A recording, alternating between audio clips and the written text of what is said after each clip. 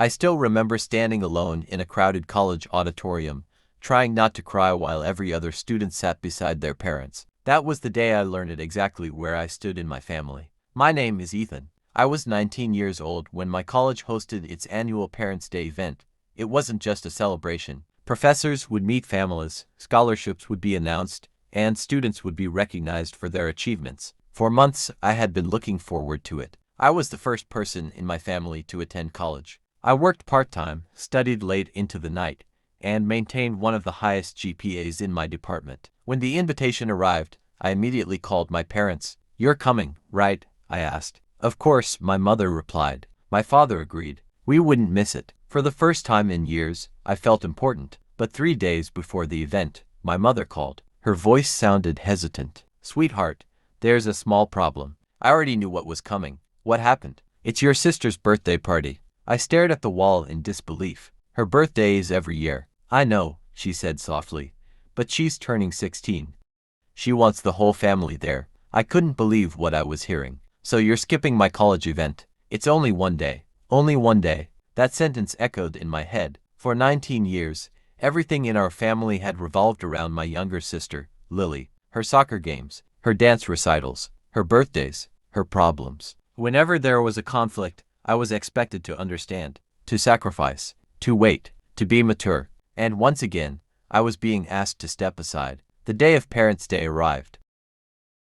Students filled the auditorium with their families. Rows of proud mothers and fathers took photos and applauded their children. Meanwhile, I sat alone. I kept checking my phone, hoping maybe they would surprise me. They never came. Halfway through the ceremony, something unexpected happened. The dean called my name. I had been selected for a prestigious academic scholarship worth nearly $20,000. The entire room erupted in applause. Students hugged their parents. Parents cried with pride. I walked across the stage alone. That moment hurt more than I can describe. Not because I won the scholarship, but because the two people I wanted to share it with weren't there. That evening, I received a text from my mother. "Hope the event went well.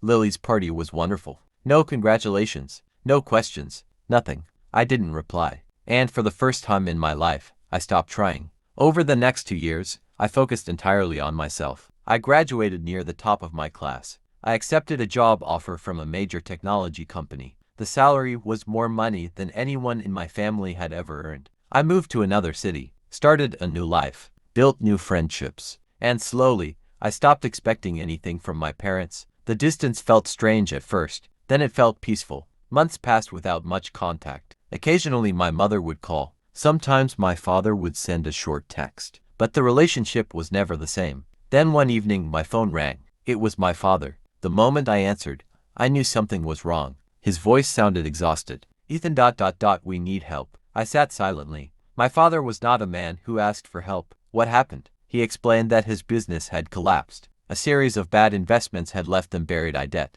The bank was threatening foreclosure. They were losing the family home. For several seconds, I didn't speak. Then he said something that stunned me. "We don't know who else to turn to." Those words hit me harder than I expected. For years, I had never been the person they turned to. I was the backup child, the reliable one, the one expected to manage on his own. But now suddenly, they needed me. A week later, I drove back home. The house looked smaller than I remembered. Older, tired, just like my parents. When I walked through the front door, my mother immediately burst into tears. She hugged me tightly. For a moment, nobody spoke. Then we sat at the kitchen table, the same table where I had spent years feeling invisible. My father explained the situation. The debt was significant but manageable. With careful planning, I could help save the house. Financially, I had the ability. The question was whether I wanted to. After everything that had happened, part of me wanted to say no. Part of me wanted them to experience the consequences of always taking me for granted. Then my mother spoke. "We know we failed you." The room became silent. She looked down at her hands. "We always thought you'd be okay because you were strong." My father nodded. We kept choosing what seemed urgent instead of what was important. For the first time in my life, I heard genuine regret. Not excuses, not justifications. Regret. Then my mother said something that broke my heart. "We missed one of the proudest moments of your life." Tears filled her eyes,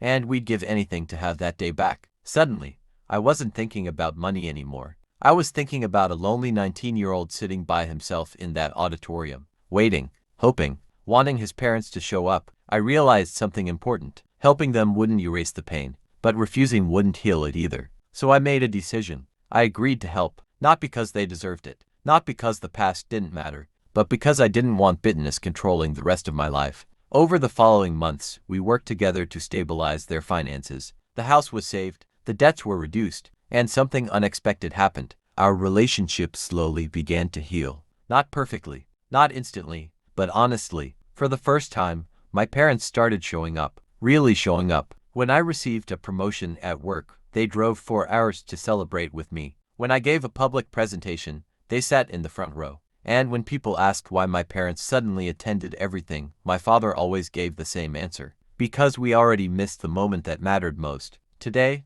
whenever I think about that college parents' day, the pain is still there. Some memories never fully disappear. But I also remember something else. People can fail you. People can disappoint you. And sometimes, if they're willing to admit their mistakes, they can change. 2 years after my parents chose my sister's birthday over my biggest achievement, they needed me more than ever. The funny thing is, saving them wasn't what changed our family. Finally being honest did.